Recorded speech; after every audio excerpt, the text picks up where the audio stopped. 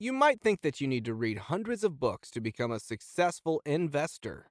But in reality, acing your investing game has little to do with your skills and a lot to do with how you manage your emotions. The knowledge of pricing stocks and tax efficiencies is useless unless you know how not to lose your head. When it comes to money, you need to be able to control yourself and behave rationally. That brings us to today's summary of the incredible popular and insightful book, The Psychology of Money by Morgan Housel. Housel has been writing about finance since 2008. Through his own experiences, he learned that fate and mindset are the major factors that will determine a person's economic success. He believes that financial freedom doesn't come from knowledge of money, it comes from changing your relationship with money. In part one of this summary, we are going to unveil the first 6 key lessons from this book. We'll share the most crucial thinking patterns you need to adopt if you want to do well with money and gain financial freedom. So, without further ado, let's get straight into it. 1. Luck and risk. In the world of business, the emphasis is mostly on gaining skills, but in reality, your financial success depends more on two elements: luck and risk. The mindset that only the right decision and hard work will get you success does not always apply when it comes to money.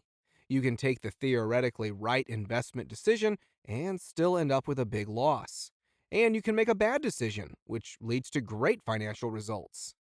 Now, to understand the impact of luck, take the example of Bill Gates. Bill Gates was a smart and hardworking guy. Nonetheless, he was fortunate to attend one of the very few high schools that had a computer at that time. Paul Allen, the co founder of Microsoft, was also studying in that school. Ken Evans, who was a mutual friend of Gates and Allen, had similar interests, but couldn't be a part of Microsoft because he passed away in a mountaineering accident. See my point here? The unknown influence of things outside our control is more significant than our conscious actions. When everything goes right, we attribute it to our expertise. But when things go wrong, we blame external circumstances. In fact, on average, both luck and skills equally influence us. The world is just too complex to allow 100% of our actions to dictate 100% of the outcomes. That's why Hustle shares two practical tips to stop outweighing the impact of individual effort. 1. Firstly, be careful about the people you idealize and look down upon. Those who are successful may be the beneficiary of luck, while those who are unsuccessful may have experienced the downside of taking a risk. So don't be so quick to judge. 2. Secondly, don't try to replicate famous people.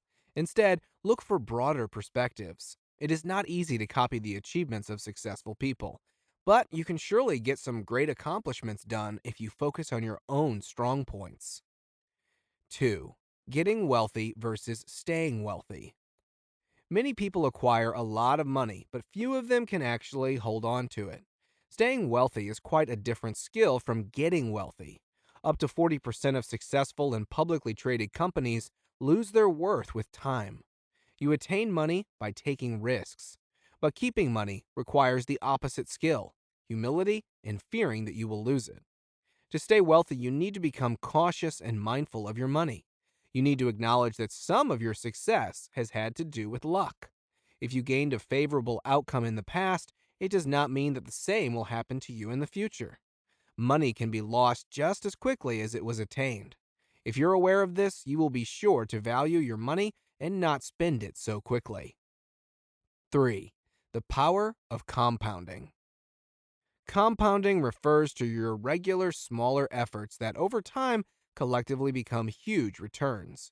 If you go to the gym once or twice, you'll probably won't see any results. However, if you keep up that commitment, you will be sure to see some great results over time. Warren Buffett is considered to be one of the most successful investors of all time. While he may be a talented person, it's not his investment skills that made him successful. It's the length of time he kept on investing. Unlike most people, Buffett already began investing by the age of 10. So, at the age of 30, he already possessed a net worth of $1 million. Jim Simmons is another great investor. He has been able to get an astonishing 66% in returns. On the other hand, Buffett only made it to 22%. These numbers may let you believe that Simmons has had more financial success than Buffett, but in reality, Buffett is far more wealthier than Simmons. But how? The secret behind it is compounding. When you gain interest out of assets, you can reinvest that interest to grow your assets even more. Then you will start to receive interest on interest, which will make your money grow faster. This is called compounding interest. The longer you apply this, the greater the effects will be. Simmons started investing when he was 50 years old, while Buffett entered the finance world at a far younger age of 10. And that's how Warren Buffett profited more from the effect of compounding interest, and his net worth is over $100 billion at present. To get the benefits of compounding, you have to be consistent. Most people are obsessed with big returns over a small period of time. But if you're willing to be patient and consistent, you can attain great wealth over time. You shouldn't spend your time chasing after the big returns, because the secret of generational wealth is earning average returns over a long period of time. Lengthen the period, begin early, and wait for your capital to grow. 4. The psychology of saving money. There are three categories of investors: people who save their money, people who think they can't save, and those who don't feel a need to save. Making money has little to do with how much you earn. The more important thing is how much you can save from your income. It's always good to set aside some money, as it can serve as a financial backstop in difficult times. And once you have enough emergency funds, the spare money can also help you to get assets such as stocks or property.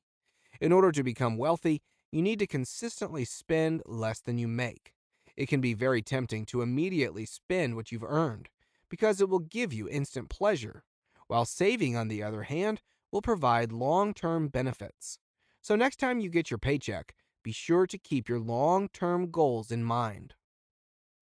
5. Displays of wealth. Spending money to show people how much money you have is the fastest way to have less money. Most people want to earn a lot of money so that they can afford nice things and gain prestige and respect. A big house, a new watch, or a faster car, maybe. Such lavish objects are attention-grabbing, but redundant at the same time.